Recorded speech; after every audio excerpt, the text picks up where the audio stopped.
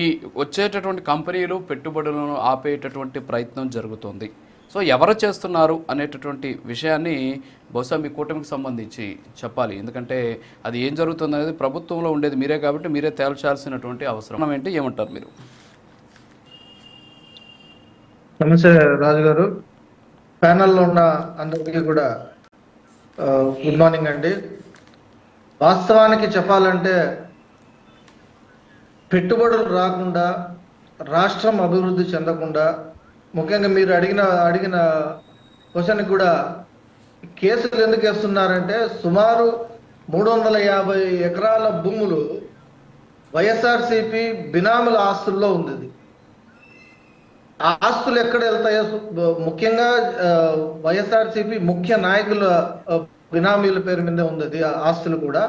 ఎక్కడ ఆస్తులు పోతాయో అనే ఒకే ఒక ఉద్దేశంతో చనిపోయిన రైతుల పైన, భూమి మీద లేని రైతుల పైన కేసులు వేయడము, కేసులు వేపించడము, అక్కడ కంపెనీలు రాకుండా చేయడము, ఇలా వైసీపీ చేస్తున్న ఎత్తుగడే కానీ ఇది ఎవరో ఇతరులు చేసే పని అయితే కాదండి.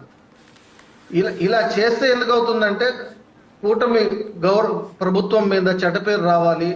చెడ్డపేరు వచ్చిన తర్వాత రేపు మళ్ళీ ప్రజల్ని తప్పుదోవ పట్టించి వాళ్ళని మళ్ళీ ఏమారించి ఓట్లు అడుగుదామనే ఒకే ఒక ఉద్దేశంతోనే వైసీపీ ఇలా చేస్తుందని కూటమి తరపున, జనసేన పార్టీ తరపున మేము కూడా అనుకుంటున్నాం.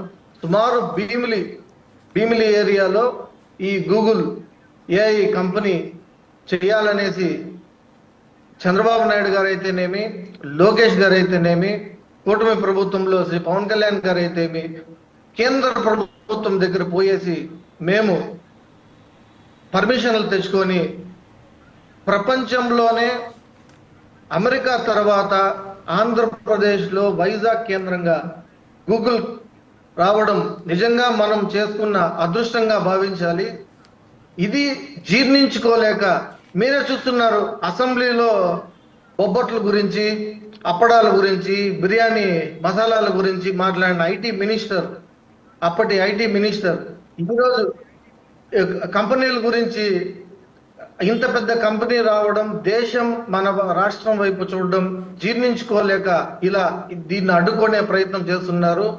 మేమైతే వీళ్ళు ఎన్ని అడ్డుకట్ట వేసినా కూడా కంపెనీలు తీసుకొచ్చే బాధ్యత ఆంధ్రప్రదేశ్ ఎక్కడో గత 5 సంవత్సరాల్లో 3 రాజధానులని చెప్పి ఆటలాడారు. కనీసం 3 రాజధానుల్లో ఒక ఇటుక పెళ్ల పేర్చి ఒక ప్రభుత్వ భవనం కట్టిన ఆనవాళ్ళు ఎక్కడా లేవు.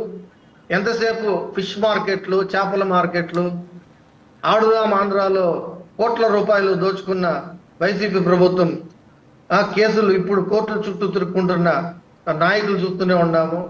ఈ విధంగా చూస్తే మనం అంతెందుకంటే గత ప్రభుత్వంలో స్వయానా సీఎం జగన్మోహన్ రెడ్డి కరోనా వచ్చిందంటే పెనాయిలు వేసుకొని ఇల్లు కడుక్కోండి కరోనా పోతుందన్న ఒక ఏదేదో మాట్లాడుతున్నాడు ఆయన.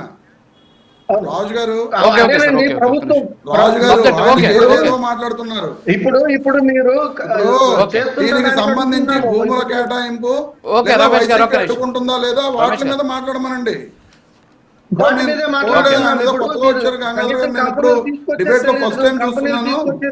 అడ్డుకుంటే బాగోదని చెప్పి నేను మాట్లాడలేదు. ఆయన ఏదో అదే మాట్లాడుతూ ఉంటే మీరు భూముల గురించి వైసీపీ అడ్డుకుంటుందా లేదా అనేది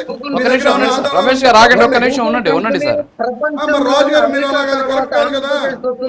ఎందుకు జీర్ణించుకోలేకపోతున్నారు? రమేష్ గారు ఎవరు జీర్ణించుకోవట్లేదు. నిజం కాదా? చనిపోయిన వ్యక్తుల పైన కేసులు లేపిస్తూ సుమారు 200 సంబంధించిన వ్యక్తి మీరు ప్రూవ్ చేయొచ్చు కదా.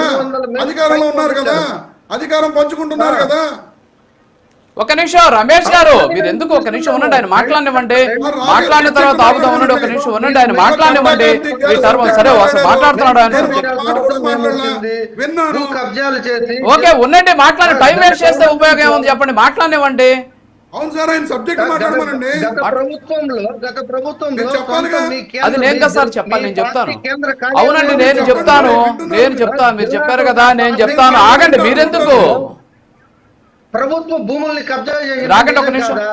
సుమారు 2,000 కోట్ల రూపాయలు విలువ గల ప్రభుత్వ భూములను జిల్లా కేంద్ర మీ పార్టీ కార్యాలయాల కోసము కబ్జాలు చేసింది నిజం కాదా? ఓకే అండి. విశాఖపట్నంలో ఓకే. ఋషికొండ ప్యాలెస్ ఎవరి కోసం కట్టారు? ఎవరి కోసం కట్టారు ఆ ప్యాలెస్?